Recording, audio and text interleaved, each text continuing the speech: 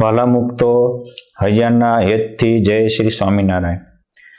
સ્વામિનારાયણ સંપ્રદાયમાં રોજે સવારે સાંજે ઘેર ઘેર નાના મોટા કથા પ્રસંગે બોલાય છે એક થાળ. થાળ તો અનેક છે, પરંતુ હવના જીભના ટેરવે રમતો થાળ એટલે જમો થાળ જીવન જાવ વારી, ધોવું કરો ચરણ કરો ત્યારી, બેસો મેલા બાજોઠિયા ઢાળી, કટોરા કંચનની થાળી, જળે ભર્યા ચંબુ સોખાળી. આ થાળનો આપણે આજ ઇતિહાસ સમજવો છે અને આ થાળમાં રહેલી ભાવનાને આપણે સાક્ષાત્કાર કરવી છે. મુક્તો ભાવના મોટી શક્તિ છે, ભાવનાને વશ ભગવાન છે. યાદૃશી ભાવના સિદ્ધિર ભવતી તાદૃશી. જેવી આપણી ભીતરની ભાવના હોય એવું જ ભગવાન આપણા માટે તાદૃશ્ય કરી આપે છે. તનમાં જે રમે એ સ્થૂળ શરીર છે, મનમાં રમે એ સૂક્ષ્મ શરીર છે અને કારણ શરીરમાં જે રમે એ ભાવના છે. પુરુષોત્તમને પામવા માટે ત્રણેય દેહથી મુક્ત થવા માટે આ ભીતરની ભાવના મહત્વનો ભાગ ભજવે છે. વાલા ભક્તો, ભીતરની ભાવનાને ભગવાન કેવી પૂરા કરે એનું મૂર્તિમાન સ્વરૂપ એટલે આ થાળની રચના છે. એકવાર મહાપ્રેમી ભગવાનના પ્રેમથી નીતરતા ભૂમાનંદ સ્વામી સત્સંગ વિચરણ કરતા કરતા ભાલ પ્રદેશમાં અણીડા ગામે આવ્યા. એ વખતનો સંજોગ હતો, સંતો ગામડે વિચરતા ત્યારે ખાવા નહોતું મળતું. જોકે એ વખતે ગ્રહસ્થને પણ કેટલી વાર ખાવાના ફાંફા પડતા હતા. એ વખતે ગ્રહસ્થને કોઈ પ્રાઇવેટ સ્થાન નહોતા, આચાર્યને કોઈ પ્રાઇવેટ સ્થાન નહોતા અને સંતોને પ્રાઇવેટ સ્થાન નહોતા. એ વખતે આખી પરિસ્થિતિ જેવી હતી. આ ભૂમાનંદ સ્વામીને આવા સંજોગમાં એકવાર ચાર ઉપવાસ થયા.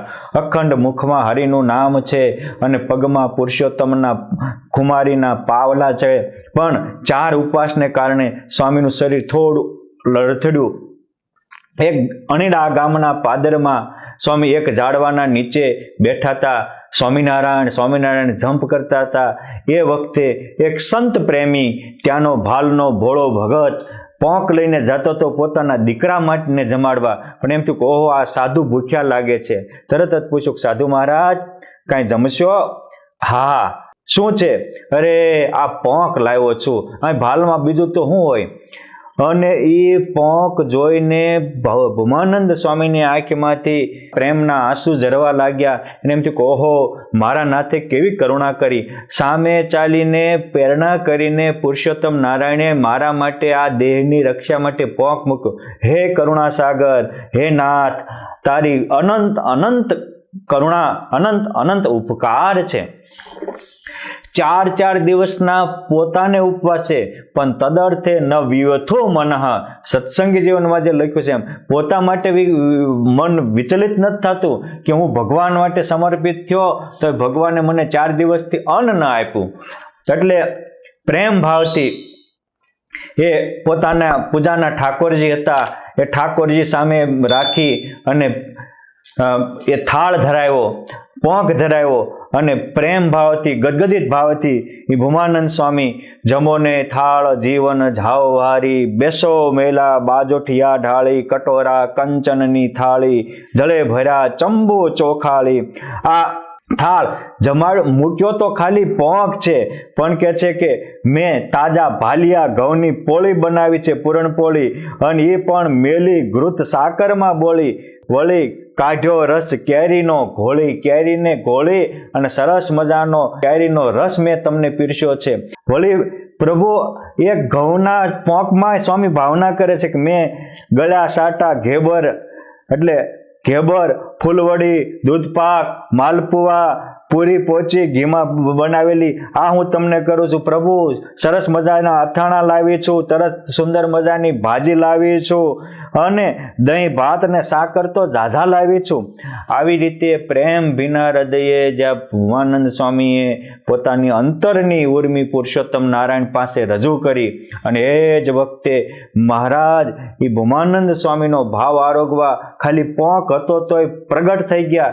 જેમ કર્માબાઈનો ખીચડો આરોગવા પરમાત્મા નિત્ય આવતા હતા, જેમ મોટી બા કે લાડુબા પૂજા કરે, સવારમાં વલોણું વલાવે તો માખણ જમવા મારો નાથ આવતો હતો, જેમ સબરીના બોર આરોગવા ભગવાન શ્રી રામ પધાર્યા હતા, એ જ રીતે ભૂમાનંદ સ્વામીનો ભાવ ભીનો થાળ આરોગવા પુરુષોત્તમ નારાયણ પધાર્યા. અને મહારાજે સ્વામીને અમી દ્રષ્ટિથી નવાજી 4 દિવસની ભૂખ ભાંગી નાખી, અંતરમાં તૃપ્તિનો અનુભવ કરાયો. આવી રીતે ભગવાનના દિવ્ય દર્શનથી ભૂમાનંદ સ્વામી અંતરથી પૂર્ણ બન્યા, ધન્યતા અનુભવી અને નવી ઉર્જા આવી. થોડો પોંક જેમાં સ્વામીનો આવો પ્રેમ ભાવ જોઈને એમના જીવનથી બીજાને પ્રેરણા મળી અને ગામના લોકો કહે છે કે સ્વામી હવે તમે રહો, અમે તમારી માટે સારા સારા ભોજનિયા કરી દઈએ, તમે કયો એવી રસોઈ લાવી દઈએ.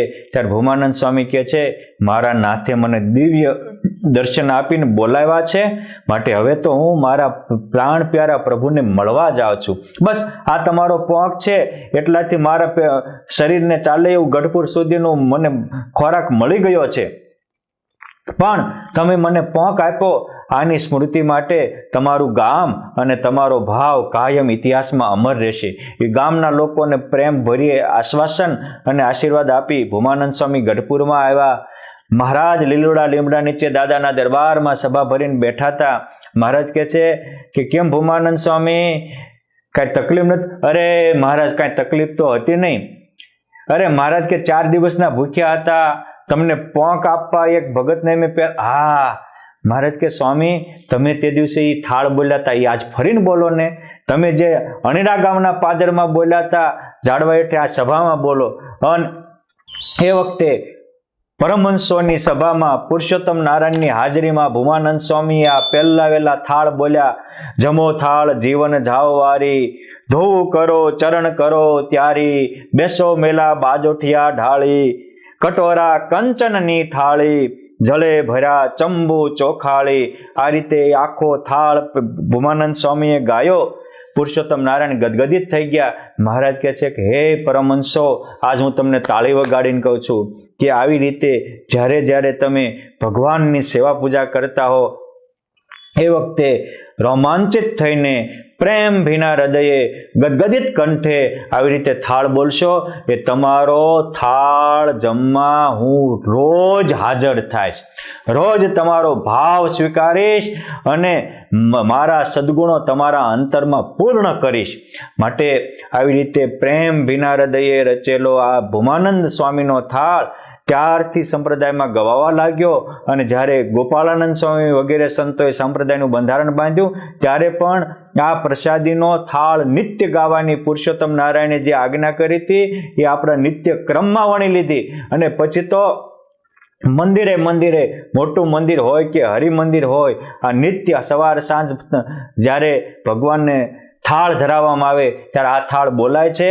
અને આ થાળ બોલતી વખતે કેટલી વખતે જે પ્રેમ ભીના હૃદયેથી બોલ્યા છે એનો થાળ ખાલી રોટલી શાક અને છાશ હોય તો પણ પુરુષોત્તમ નારાયણ જમવા પ્રત્યક્ષ પધાર્યા છે.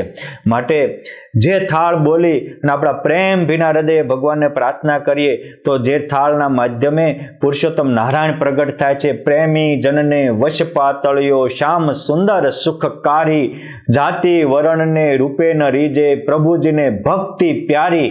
આ ભક્તિના મૂર્તિમાન સ્વરૂપ રૂપનો આ થાળ છે. આપણે પણ આવા પ્રેમ ભાવથી આપણા ઘરે રોજ થાળ કરતા હોઈએ. બહેનો હોય, ભાઈઓ હોય, નાના દીકરા કે દીકરીઓ હોય, એ પણ આવા ભાવથી ભૂમાનંદ સ્વામીનો રચેલો થાળ બોલશે તો મહારાજનું વરદાન છે. મહારાજ આપણા આંગણે પણ જમવા પધારશે. અરે વગડામાં ઝાડવા નીચે થાળ બોલે ને હરિવર મારો આવતા હોય તો આપણે મંદિરમાં રોજ આરતી કરતા હોઈએ, દીવાબત્તી કરતા હોઈએ, સ્તુતિ પ્રાર્થના કરતા હોઈએ, ત્યારે આ થાળ જમવા કેમ ભગવાન ન આવે? બસ મારા વાલીડાઓ પ્રેમથી પુરુષોત્તમ નારાયણમાં એકાગ્ર થઈને પ્રાર્થના કરજો. આ થાળ જ્યારે ગોંડલમાં દેવરામભાઈ કડિયાએ બ્રહ્મભોજન કરાવવા માટે એમના ધર્મપત્ની રાજુબાને કહ્યું કે તમે થાળ બનાવો બ્રાહ્મણો માટે, અને બ્રાહ્મણો માટે થાળ બનાવ્યો હતો 60 માણસનું, અને પછી ઠાકોરજીને ધરાવી અને રાજબા જ્યારે આ જમો થાળ જીવન જમવારી પધાર્યું તો પુરુષોત્તમ નારાયણ 60 સંતોને લઈને એના આંગણે પધાર્યા હતા. દેવરામ કહે છે કે મહારાજ અચાનક ક્યાંથી? તો કે તમારા ધર્મપત્નીએ બોલાવ્યો એટલે હું પ્રગટ થઈને આવ્યો છું. વાલા મુક્તો, પછી પુરુષોત્તમ નારાયણ રાજબાનો 60 સંતો સાથે થાળ જમ્યા, અને જ્યાં જોયું ત્યાં પાછી રસોઈ પણ અમર હતી. માટે આવી રીતે પ્રેમ ભીના હૃદયે આપણે પોકારશું તો આપણે ભૂમાનંદ સ્વામી બનીને આ થાળ ગાશું, પુરુષોત્તમ નારાયણ આપણી પાસે પધારશે. રાજબા બનીને થાળ ગાશું, મારો નાવલિયો નાથ મુક્તો સાથે પધારશે, મને તમને ધન્ય ધન્ય બનાવી દેશે. આ થાળ, આ ઇતિહાસ તમને ગમ્યો હોય તો આ એક પ્રેમ ભક્તિના પ્રતિક રૂપે બીજાને પણ કહેજો કે આવી ભાવના જાગૃત થશે તો ભગવાનનો ભેટો થશે, જિંદગી ધન્ય ધન્ય બની જશે. માટે અન્યને પણ ગમ્યું હોય તો મોકલજો. જય સ્વામિનારાયણ.